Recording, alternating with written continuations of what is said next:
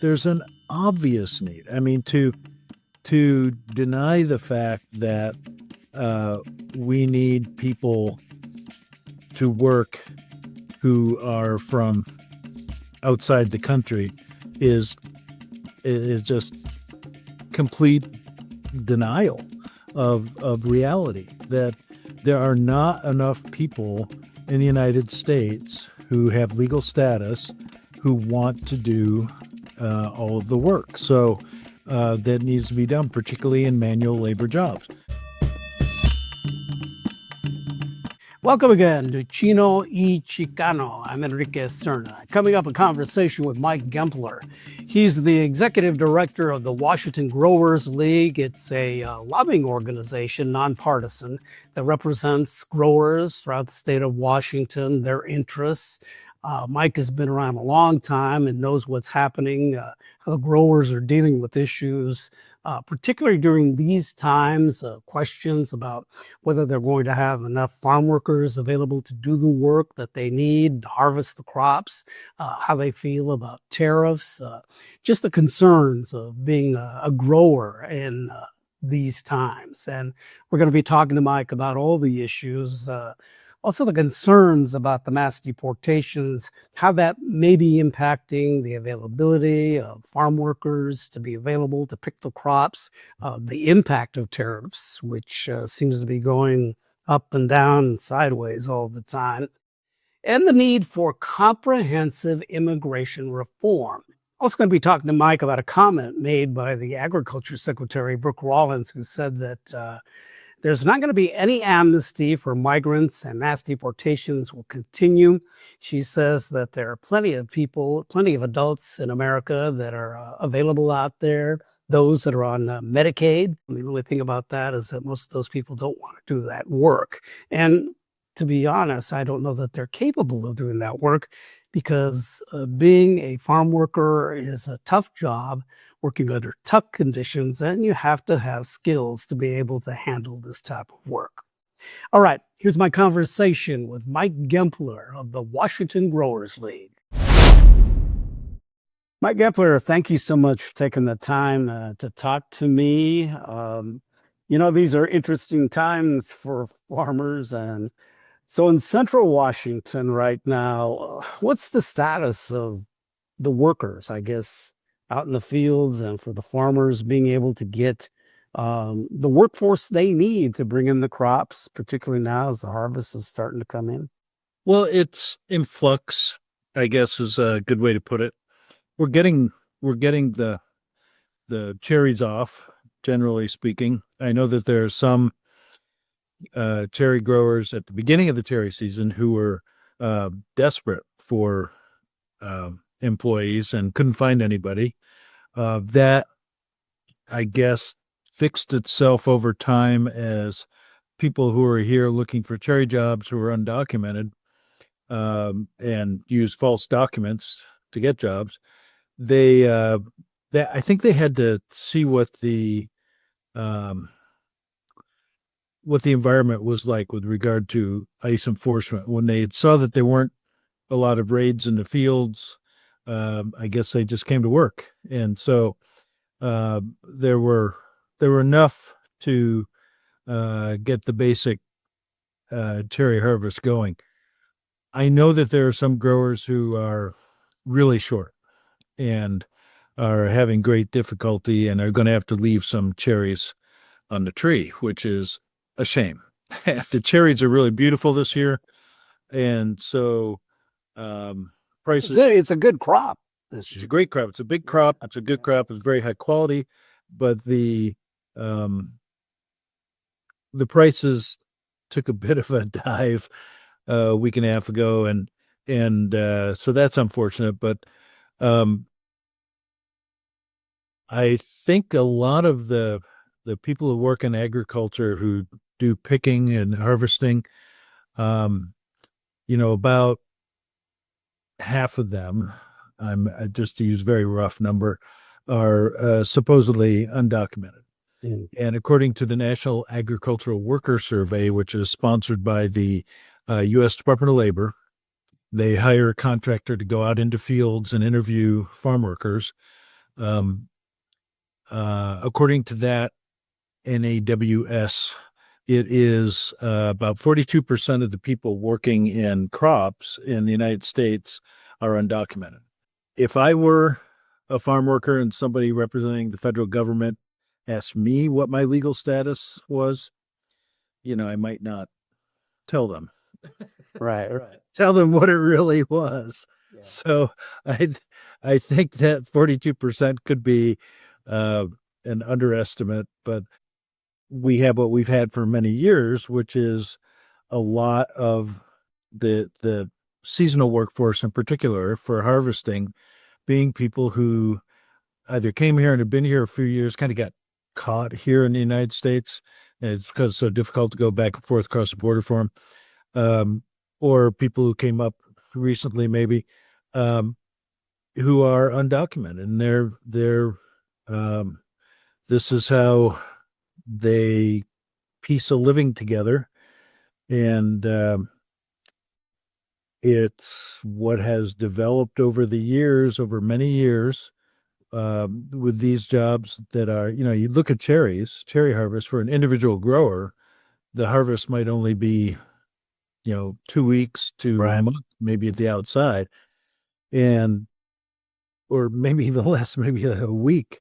And so it's really intense. It's like psyching up like an athlete, for this harvest, and you get all the cherries off and hope for the best. And it's a gamble. It kind of puts Las Vegas to shame because you have so many things that have to go right. You're gambling, and if it all comes together, you get that good cherry crop.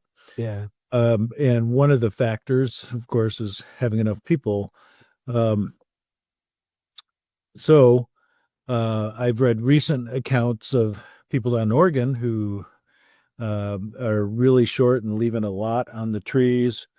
Um, I think that's happening everywhere because so many people are unsure if they're here undocumented, and even if they've been here undocumented for a long time, they're hiding. They're Right. laying low. They're fearful. Yeah, and they don't want to Yeah. interact with any anybody in an official capacity, be it the hospital, um, doctors, the utility company, anything, much less law enforcement. So they just avoid going out. And I Right. think that's what's happening, what we're seeing. I think what people probably don't understand is that, okay, you have what I think it's in probably April, May is when the asparagus start. And now that's well, maybe lasts a little bit longer as far as 60-day harvest about. right, yeah.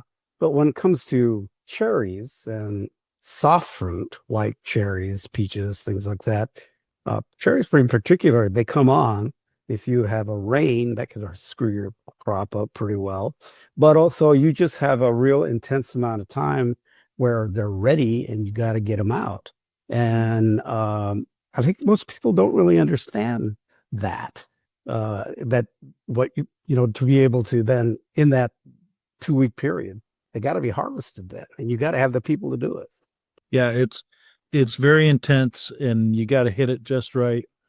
And if you have even like 30% damage of the cherries, splits from rain, Right. that can make it economically infeasible to harvest because sorting them is more costly than what you're going to uh, get in the market. So you just abandon the whole crop. And I think that Yeah. that threshold changes a little bit every year, but somewhere around 35% split. So, there are a lot of things that go wrong at the last second. Yeah. And so it's also um, a crop where you can get a fairly good return if everything comes together, and for the people who work in the crop, they, if they're skilled at picking, they can do better in cherries than they do in other crops. So, the minimum wage in Washington State's what, 16.67 $26, I believe, and the minimum wage for the H-2A program is $19.87 per hour. So that's kind of become the de facto minimum wage. I mean, if you have a farm that's using H-2A next door to you, it's hard to pay less than that. People talk. And so when people are out working on a piece rate in cherries, it's very typical for people to be making 20-30 bucks an hour. Can you explain that H-2A, basically how that works so people can understand that? Yeah, sure. It's a temporary visa program that enables agricultural employers to supplement their labor force with people from another country who are foreign nationals, if and only if they can't find enough locals or Americans to do the job and take the jobs. So that means, that's pretty loose definition, but basically anybody who is here in the United States who has documents that appear to be genuine and are, who they say they are, and they show up and present the documents for the I-9 employment verification process that proves that they have the right to work in the U.S. and that proves that they are who they say they are, and then they can continue employment. And that has to be done within 3 days of hiring. But if you can't find enough people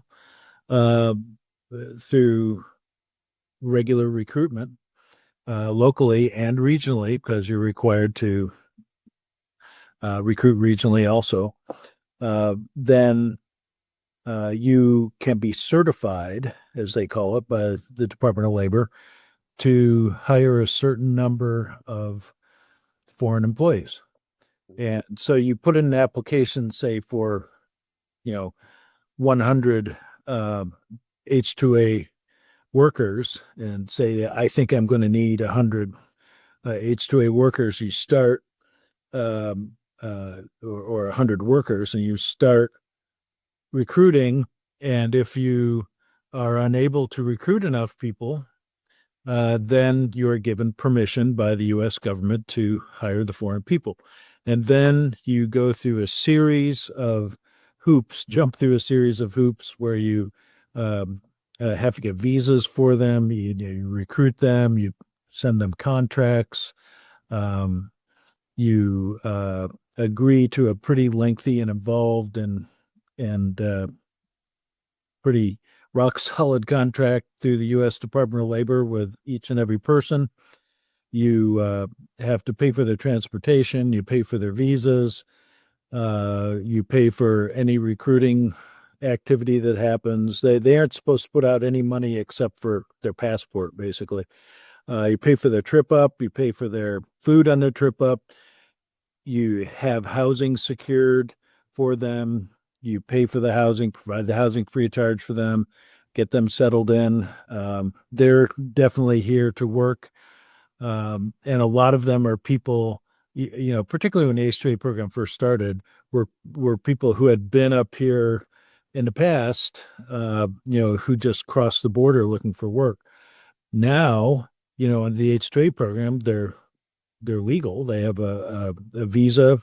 They can come across the border like a human being, and I usually either take a bus or fly, and then they can interact in the community. They can, if they're here for 5 or 6 months, for example, during the growing season, they're just like anybody else with a visa, and they can go about their business and recreate in town and do whatever they want if they can get there. But they typically don't have their own transportation, and so the employer has to provide transportation to go grocery shopping. Yeah, usually a bus or a van. I've seen that, right? And we're not. I mean, we can say that they're crossing the border, but the fact is that we're also talking about people that come from other countries. They're not just coming from, Mexico and Central America. Well, the vast majority of people are from Mexico because of proximity, Right. and because of the long time relationship between the U.S. and Mexico, people have been coming up, and so there's a certain skill level. Yeah. A lot of people, say in the state of Michoacan, which is a lot of people have come up from Michoacan. They've come up working for Washington employers for decades, and they know what they're doing. They're valuable because they know what they're doing. But there are employees from Jamaica, for example.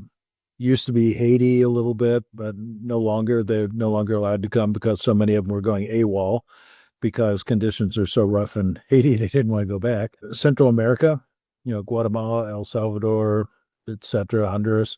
Those countries have really engaged with the U.S. government to build a program so that more people from those Central American countries can come up and work on farms, and to people in countries where they're struggling economically. This is almost a kind of economic development program. They can make $1,000 a week or whatever, and all they have to pay for is food and fun while they're up here. And so if they're up here for, again, say 5 months, which is 20 weeks, they might be able to go home with $15,000 in the bank. And you get 100 guys from a small town in Honduras or someplace, or Mexico, and they each go back with $15,000 to their hometown. That's transformative. Right. They can build houses, dig a well, send their kids to school, what have you. And so I think some countries look at this as a real opportunity to develop economically and get money into their country. To be able to pick cherries or pick any kind of fruit, even to do, picking especially, to be fast enough. It's hard work, but it's skilled work. I think people don't really get that. So knowing how to handle the fruit, if we're talking about fruit, knowing how to handle it so you don't damage it and bruise it, knowing how to pick it and take it off of the tree so you don't damage the tree and the buds, future buds, knowing how to manage yourself working outdoors, where you're managing your hydration, you're managing your heat, pacing yourself, you're budgeting your energy as you go through the day. There's that has a big impact on whether you're successful or not. And people who come from the big city, for example, have never really done that and say, "Hey, I want to give it a shot." Those are those, I guess you would call them soft skills that they don't have. They have to pick up, or that they will fail if they don't pick up. Right. But I think the skill level of some people have been doing this for a while is so evident, where they can come in like it used to be pretty common for people to come in teams, and they quarter up a tree and they just boom, they're just so good at it, and they made the money that was associated with that skill. They did really well. And so there's still some of that. And as you have H-2A workers who are coming back repeatedly, they develop relationships with the employees, or pardon me, the employers, and they understand the ranch, how the managers want things done, and develop friendships and all that. And so they can come back, and it's a good experience for them and everybody. So Yeah. But it's still only, what, 25-30% of the workforce. People talk about, they get obsessed talking about H2A. It's still mostly local people. Everything seems to be so fluid right now. We're hearing about the crackdown, immigration crackdowns in big cities like Los Angeles and San Francisco and all of that. Who knows, here in Seattle, that might come along and be more aware and open as it is in those other cities. But in a place like Central Washington, um, you know, where you got business interests. This is agriculture. This is an important part of our economy. Yeah. What's happening? Are there raids happening? Are they coming to the fields? What do you know? Not so far. Over the years, we've had various types of enforcement. Back in 1999, we had this thing called Operation Snowbird, where then it was called the INS, came in and they they did I-9 audits at all the big fruit warehouses, and they gave a list. I got a list of like 2,700 people that we were supposed to fire. And that, obviously pretty disruptive. Right. And as the years progressed, it was a variety of methods where they would, actually do field visits, take, the stereotype of a whole bunch of suburbans coming out to a field, surrounding a field and going into the office, and we're here, we want to talk to everybody.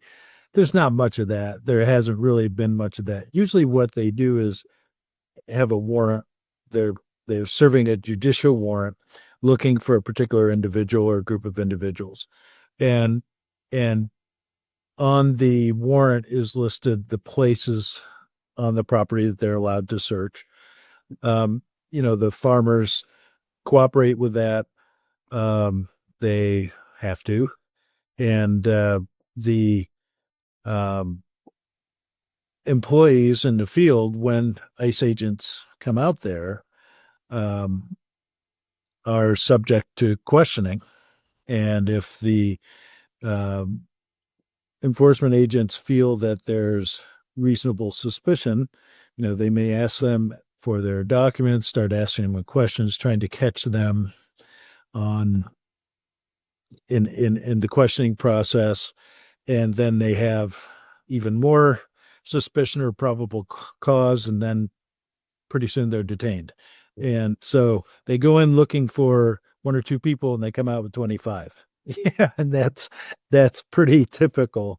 And it's incredibly disruptive to the workers. They're people with families typically, and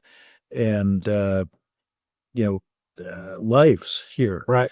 And so, and they typically turn to their employers and they say, "Oh my gosh, I want you to get my paycheck to my wife, or I want you to call my wife or my kids and tell them what's happening." And, you really have to remember their experience and what they're going through to make sure that they're going to be treated as well as possible. But it's a messy situation that we've been trying to resolve for 30 plus years. Yeah.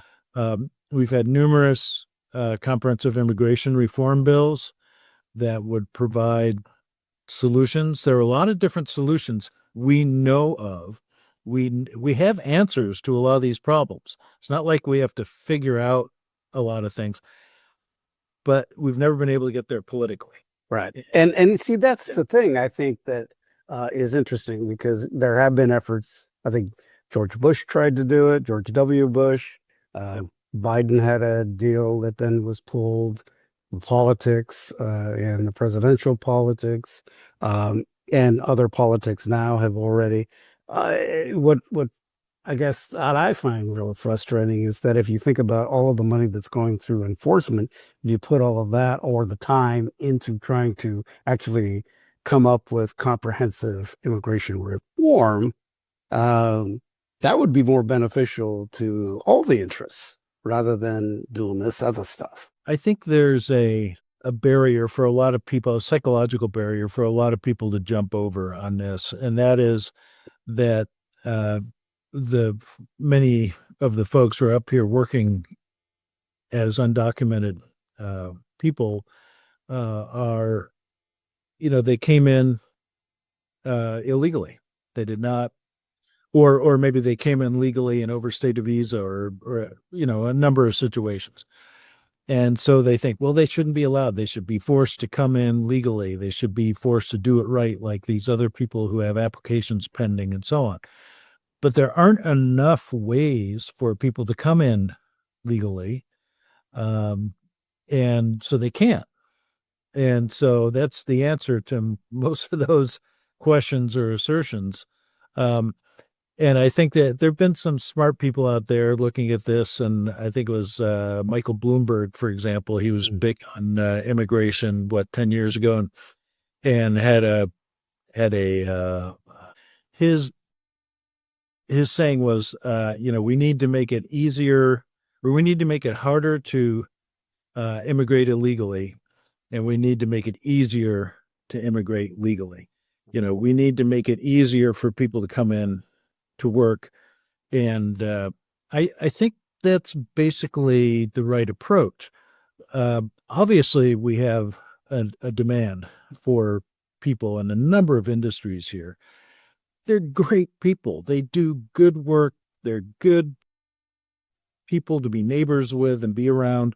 And it's not it's not a stretch to say that they were really instrumental in creating a lot of wealth in this country, in the past several decades. And some of these folks have been here for several decades working, and, they're in middle management, in, a number of different industries. They're not just manual laborers. And I think consideration should be given to some pathway to legal status so they can stay here. Their kids are here. They own homes. They own businesses.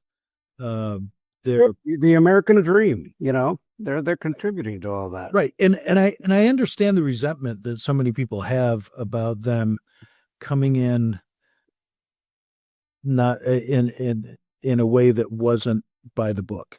But as I look at it, in the 90s in particular, I think we had two signs down on the U.S.-Mexico border.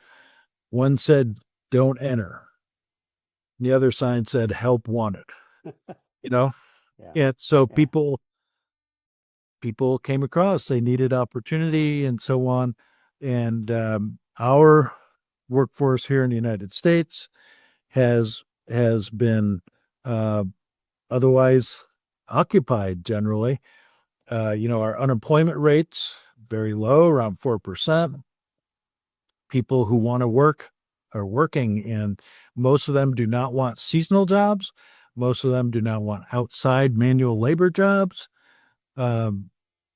So most of them, people here have been here for a while who are U.S. citizens, speak English and understand the rules of the road and so on. So if they can get a job where they're indoors and it's going to last all year or most of the year, then they're not going to bend over and cut asparagus. Right. Or they're not going to be in a meat packing plant. That's just how the market works.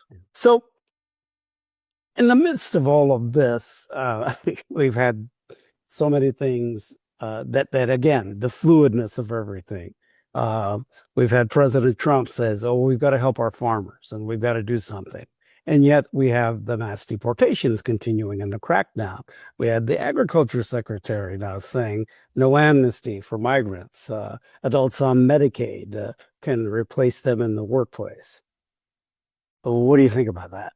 I saw an interview yesterday with the Deputy Secretary of Homeland Security, Tom Homan, that they called the immigration czar, Yeah. who's been in this immigration enforcement game for a long time and knows the road. And all he could say was, I'm just not going to get ahead of the president. I'm just not going to get ahead of the president on these questions of doing something differently for farm workers or hotel workers, for example, or landscape construction workers. So clearly they're hearing from their constituents in those industries. There's an obvious need. I mean, to deny the fact that we need people to work who are from outside the country is just complete denial of reality, that there are not enough people in the United States who have legal status who want to do all of the work. So that needs to be done, particularly in manual labor jobs. So how do we do that? How do we get people here to man the machine and get all the work done and create all the economic benefits of all these industries? Well, there are a number of ways. One is temporary visa programs, such as the H-2A program. And the H-2A program is very cumbersome and it's expensive. And making that easier to use, making it less expensive to use would really help, because more employers could use it and use it successfully and still make a living. It's not a good fit for every farm, for example. And in fact, you can't use a temporary visa program for, say, dairies, because they have year-round employment generally, and the H-2A program is only for seasonal employment. I think that there will be consideration in the administration of some sort of program that gives at least temporary legal status for people who have been here working who are undocumented. How that washes out, I don't know, because it is a battle, in my opinion. There's a lot of opposition to that.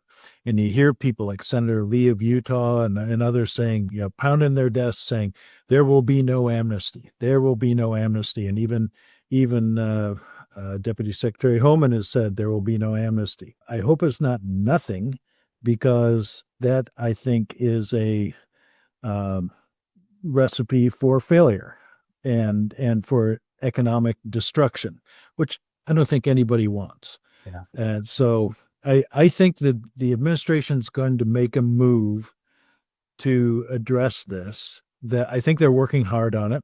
I think there are a lot of people in the administration looking at this and trying to figure it out, but they're battling with people who are very opposed to it, who I think are in denial, saying, "Oh, there are plenty of people in the U.S. now legally to do all these jobs." I don't believe that's true, and I think that's been borne out just by reality over several decades. Yeah.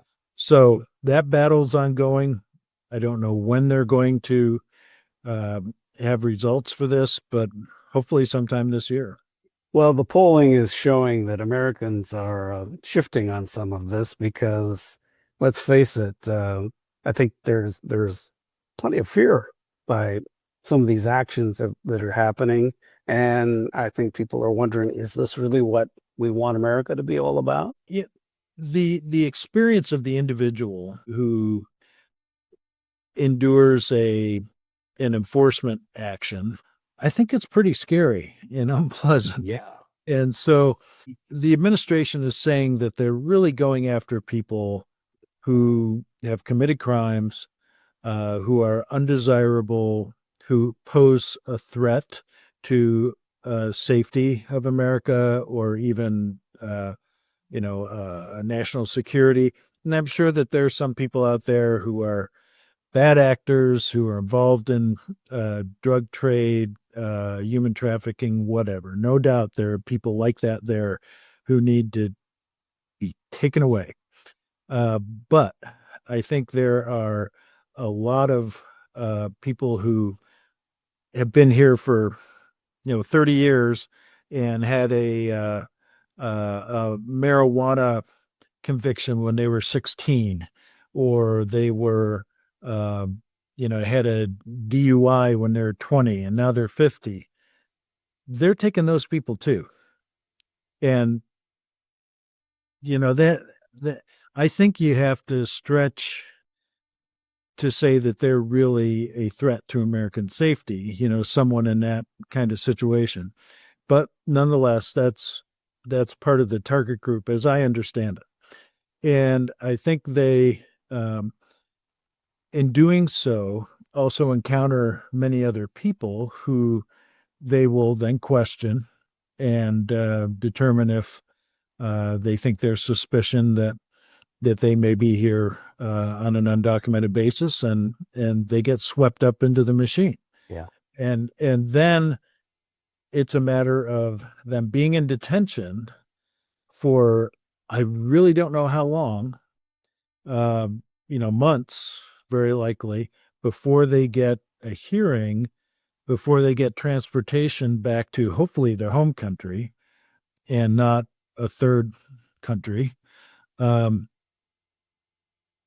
that's very threatening, very disruptive to their lives. Some of them have almost zero connection to the country they were born in because they've been in the U.S. for decades. Yeah, it's a difficult thing to navigate, and the administration is trying to make people afraid enough of that, I think, that they voluntarily return to their country. And some of that is happening. Some people are saying, I don't want to deal with this.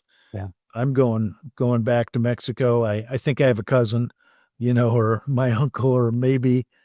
And so, I've heard of some of that happening, but the situation on the ground is that we need to have a system that makes sense for legally allowing people into the U.S.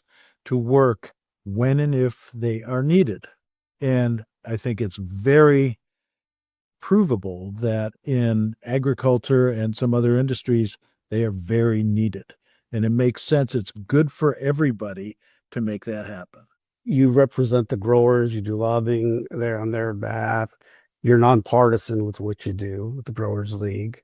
But I'm sure you hear about the politics, particularly in Central Washington, having grown up there, which is fairly conservative in that. I'm just wondering what you're hearing from some of the growers about what's happening. They said, well, this isn't what we signed up for, or what are you hearing? I think they're pretty tense. I think they're waiting for a shoe to drop, the other shoe to drop. And not much has changed in terms of on the ground enforcement on the farm. We haven't seen crews of ICE agents out on farms really any more than in the past. I think everybody's waiting for something like what happened during the Obama administration, which was ICE I-9 audits, which are kind of like a slow motion raid, if you will, where they ask you for all of your I-9s, and then they run that through their databases, and they'll give you a list of people who use false documents, and then tell you a date by which they should be fired. And so then you have to do that, and they'll check to make sure that you fired those people, and then they'll come back and if you have rehired anybody, it's a substantial fine and even jail time. So you can't play with that. It is they're fairly serious violations. So I think at least now, before all this hiring supposedly gets going, uh, that's the kind of action we expect. And everybody, I think, is just kind of tense and waiting for that to happen. But so far, it hasn't happened. With this new bill that just passed, with this, whatever it was, $150 billion in funding, there's going 170 billion. pardon me. 170 billion, I believe it was. Yeah. There's got to what's 20 billion? Yeah, right. So they're going to hire more agents, obviously, be more people out on the street, hire more judges, immigration judges, more people to process uh, uh, things such as I-9 audits, more detention centers. There's going to be a ramp up. How long it will be till we see the effects of that ramp up, I don't know. Typically the federal government moves fairly slowly, but wouldn't surprise me to see this by beginning of next year, having the enforcement environment being much different than it is today. Yeah. And regarding that, I mean, is there also tension among the growers about the possibility that we're going to see much more aggressiveness in how they come into the fields? You see that in California already. We see tactical gear, weapons, hood, masked agents, all of these types of things, which, this police state. Yeah, I think it's not much different, frankly, from what we've seen in the past. And I know there's a lot of fear and hype about it. I think in particular, the style and approach, the attitude of the federal government trying to make people take notice and maybe even be a little bit afraid, that's very off-putting. And so the fact that in some cases, at least what I've seen, that sometimes people don't feel that the agents have identified themselves, or aren't giving all the due process that's required.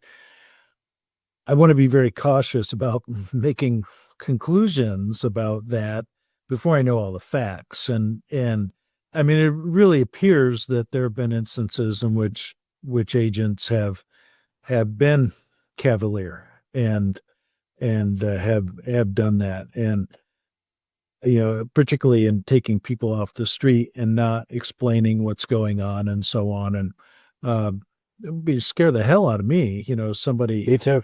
in mass came and didn't, fully identify themselves. I couldn't get a hold of my family for 24 hours and that kind of thing. So I don't know if it's being done on purpose or not, but clearly the process could be improved probably to gain credibility with the general population that they're using good, solid law enforcement techniques, that they're following due process. They're not out there trying to be really violent or abusive, but they're just trying to enforce the law. That's what Deputy Secretary Holman says. They are just trying to enforce the law that Congress passed. I heard him say that 4 or 5 times in his interview. But it's how they do that and the impression they leave with the American people, so that people believe that they're being reasonable in the way they do it. That's another thing, and they may have some work to do there to gain credibility. There's some people who don't want any of this to happen at all, but those laws are on the books. So you can't, until those laws are changed. Yeah. That's what we have.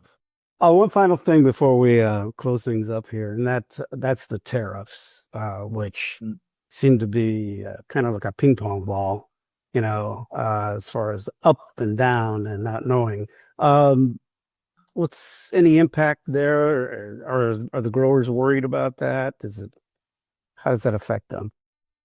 The industry is concerned about tariffs, and it's not my bailiwick really. The trade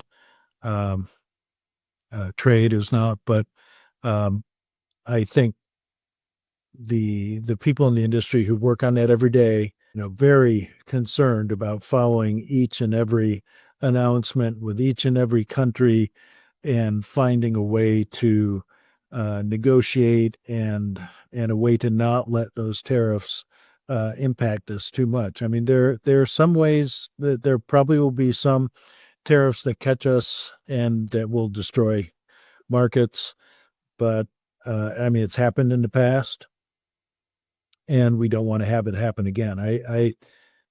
I think people are really concerned, particularly because it's so chaotic. That it's all over the place, very difficult to plan. The people who are involved in trade itself, the logistics of trade, the wholesalers, people who do shipping and so on, or the people who, the wholesalers, they have some real tough decisions to make about whether to, take those financial risks to make commitments, when things could change by 30% overnight.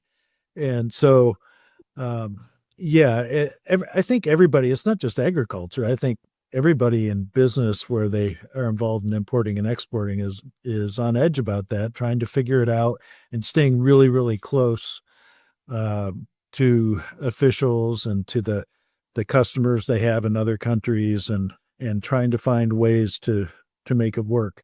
So I can't say that I make generalizations about, it's really bad, it's no problem. It's a major tension that we have to, in a major area of work that we have to pay a lot of attention to. And the people in our industry who are working on that every day, I wish them all the luck in the world, because they have a tough job to do. Mike, thank you so much for taking the time to talk to me. Anything that I didn't ask that you'd like to just, want people to just keep in mind about your industry and what's going on right now? Well, I think the larger immigration reform issue is something that has to be dealt with. We've been saying that for 30 plus years and trying to do it. It would really be to the benefit of the United States to change our immigration system so that there's more integrity to the process. We have had mandatory use of E-Verify at the time of hire proposed in every immigration reform bill that we've worked on over the last 30 years, which would add a lot of integrity to the system because you'd screen people out at the time of hire. Right now, it's not mandatory. And that sounds good on one side of the equation, but unless you change other parts of the equation, like creating other ways for people to come into the country to get work, or changing and reforming the temporary visa programs such as H-2A so that more people can use them and they're easier and cheaper to use and they work for people, they're adequate protections and so on for employees. Unless you do that, concentrating on the enforcement and on the verification process of documents will throw everything out of whack, and it'll just destroy a lot of things economically. So it has to be done at the same time. That's why it's called comprehensive immigration reform, because you're dealing with both sides of the equation at the same time. And politically, it is a difficult thing to do. but it really has to be done. And I'm really hoping that people in the United States can support that. Yeah, let's fix the system. Hey, Mike, thank you so much for taking the time. I appreciate it. Let's stay in touch, see how things go this summer. Who knows, in a month, things might be wackier, or maybe they won't be. We'll see, I guess. I'll buy some cherries. Yeah, I will. All right. Or at the market. There you go. Yes, do that. All right. Thank you, Mike Gempler. All right. The Chino y Chicano podcast is available on your favorite podcast provider.